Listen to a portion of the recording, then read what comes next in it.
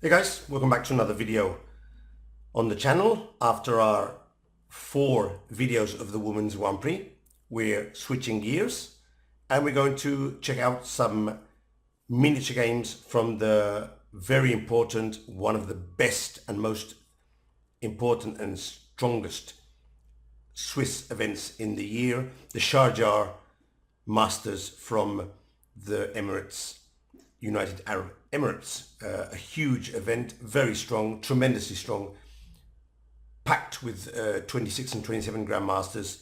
The winner, Anis Giri, without doubt one of the best players in the world, but a huge amount of very good players there. And today's game features 2 of those very good young grandmasters who are coming up in the ranks between 16 and 25 years old. Many of them who I don't personally know. I do know Nicholas Theodorou, but I don't personally know Madaminov. This is a very nice game. I think you're going to enjoy it a lot. I saw it this morning and I thought this game must come onto my channel. So we're going to see a game where white plays the Italian opening. Which starts off as a bishop opening, a bishop c4. It doesn't quite transpose into the Italian actually. And it's going to become very sharp very early, and I think you're going to enjoy the display of tactics that the Greek player, number 1, number 2 Greek player, Nicholas Theodorou, plays with the white pieces. For those of you who are new, I'm International Master Michael Rahal, British born but living in Spain for many years already, and I'm bringing these videos from Barcelona. Welcome to the channel, and I hope you can enjoy and learn and improve with these miniature games. So let's go to the first move. Theodorou opens with e4 and plays bishop c4, which is the bishop's opening. Of course, the main idea in the bishop opening, this has been discussed before in the channel, is to delay knight to f3 with the intent of at some point playing pawn to f4.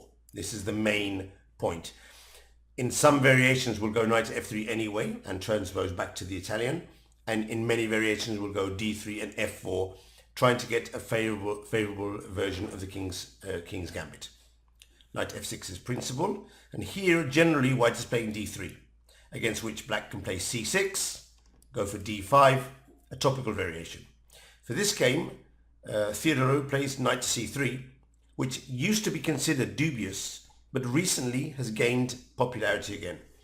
The thing is, after knight c3, black can play knight takes e4, sacrificing a piece, but after knight takes e4, black will recover the piece with d5 with a better position.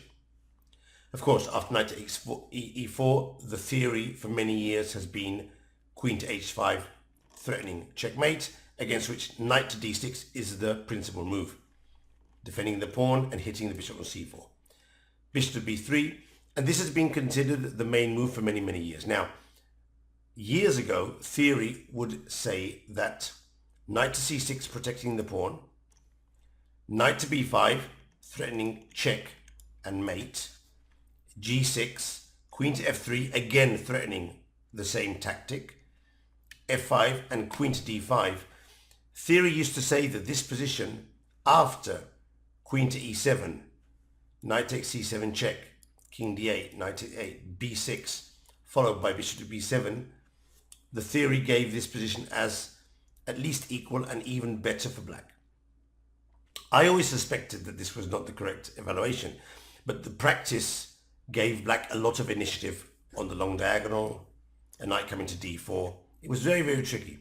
But nowadays the computers have established that this position is better for white.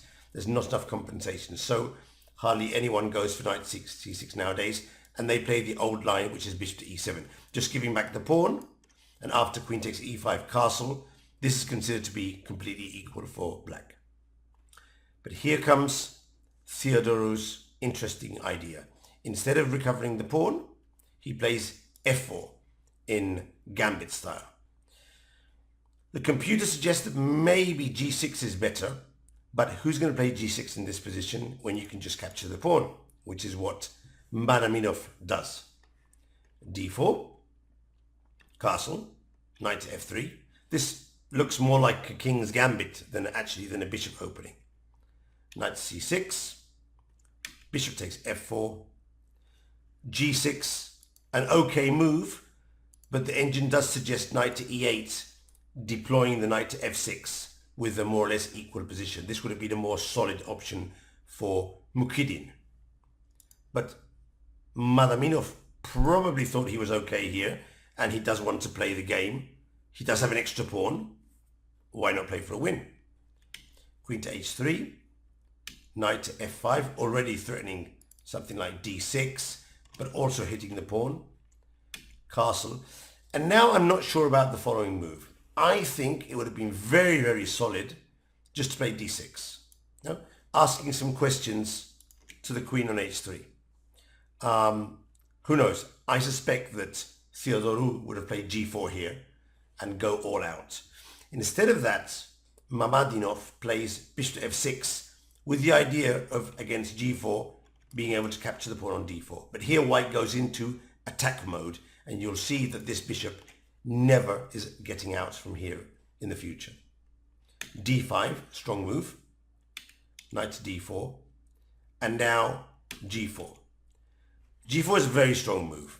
However, knight takes d4, followed by d6, was another tremendously strong move, looking for this sort of position, where white has a very strong attack.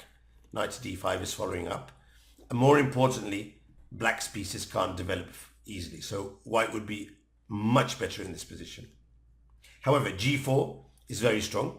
We're trying to make this knight on f5 move so we can pick up the knight on d4. And around here, clearly, Madaminov goes wrong. This isn't an easy position to play. You're being hit in different directions. There are several moves and you don't know which is the best defensive move. Of course, we know, we've checked the game with the computer, but as I've said many times on this channel, when grandmasters play, they're much better than the rest of us, but they're going to make mistakes because they don't know the computer move. So we have to be understanding when this happens on the board. Just accept that mistakes happen. It's not a big deal. For example, here, Madaminov could have swapped off the bishop on b3. We'll see later on this would have been a good move. Pawn takes and knight to d6. But he probably saw this and didn't like the position after take, hit, and close. And he probably didn't like playing with the bishop on c8. And it's true, it's not a nice position to play. White is better in this position, of course. Instead, he went for knight takes f3, probably thinking that after knight to h4, he could hold, especially if he gets in d6 on the next move. But of course, Theodorou understands this and pushes d6 himself, shutting out the bishop on c8 and also opening up his bishop on b3. This position is already very, very risky for black. He does win another pawn if he wants it, but I mean, after knight takes pawn, this move is very strong. We get a pass pawn on c7 and the queen is in trouble. So instead of that, Madaminov plays first bishop to g5, pinning the bishop to the king and threatening bishop takes bishop. Black plays queen to g4, a very sensible move, defending the bishop, take, and now he captures the pawn. So at this point, black actually has two extra pawns, but again, check out his queen side, totally undeveloped, and the attack continues, h4. What to do in this position? I mean, you're getting crushed here with moves such as h5, take, the queen comes in, the rook comes here, the knights come to d5. This is a completely lost position. h5 blocking the pawn. Now we're just bringing in the reserve pieces. Now he's threatening the check. The rook comes in. The knight comes in. The other rook comes in. I mean, this is a crushing position. Look at all white's pieces, how they're overwhelming black's king's position. Of course, you have two pawns less, but two pawns down, you have 2 or 3 extra files to work on and better development. So Madaminov plays pawn takes pawn, h5, and he's trying to hang on with queen to f6. And now here comes the really nice finishing touch. Pawn takes pawn and queen to h2. Now we're threatening mate in 1. So black doesn't have many options. He plays queen to g7, and here we come with our extra reserve pieces. Now, when I learned how to play, I remember one of my, I wouldn't say he was a teacher, because in my time we didn't really have teachers. We had lots of books. I've studied all those books that are there behind me.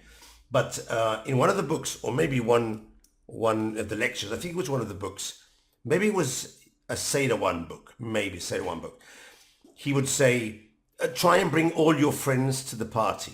And that I teach my kids that when they have a birthday party, I always tell them, are you going to bring all your friends, or are you going to leave your friends out? No, all my friends are coming, all my class is coming. And why do you bring all your friends? You don't want to leave out friends to the party. And Yasser gave this to chess attacking, no? So we don't want to leave out any friends at the party. The knight, he's missing out. The bishop, queen, and rook, they're all in. They're already doing stuff, but the knight and the rook are out. So Theodorou brings them to the party. He brings his rook to the party with rook takes. Of course, if knight takes, then we just stick in the knight, threatening mate.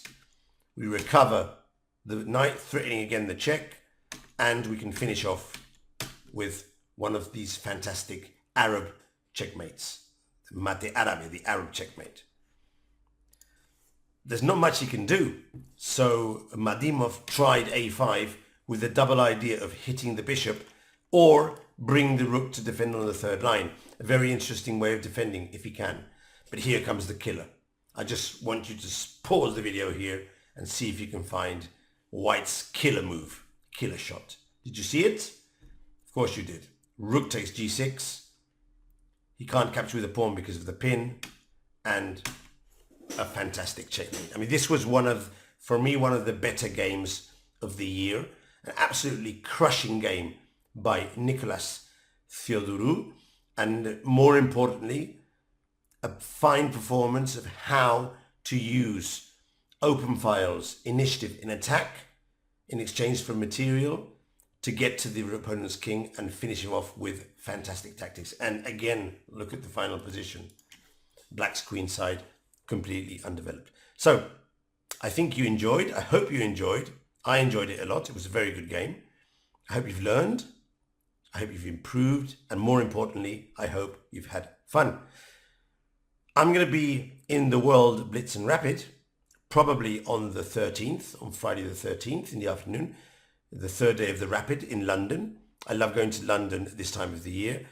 I think it's going to be rainy, but if any of you follow the channel and see me around there, please say hello, and I'll be pleased to be able to have a coffee, say hello, chat a bit about the games, and a way of saying hello and thank you to all my subscribers out there. So see you on Friday the 13th in London in the World Blitz and Rapid.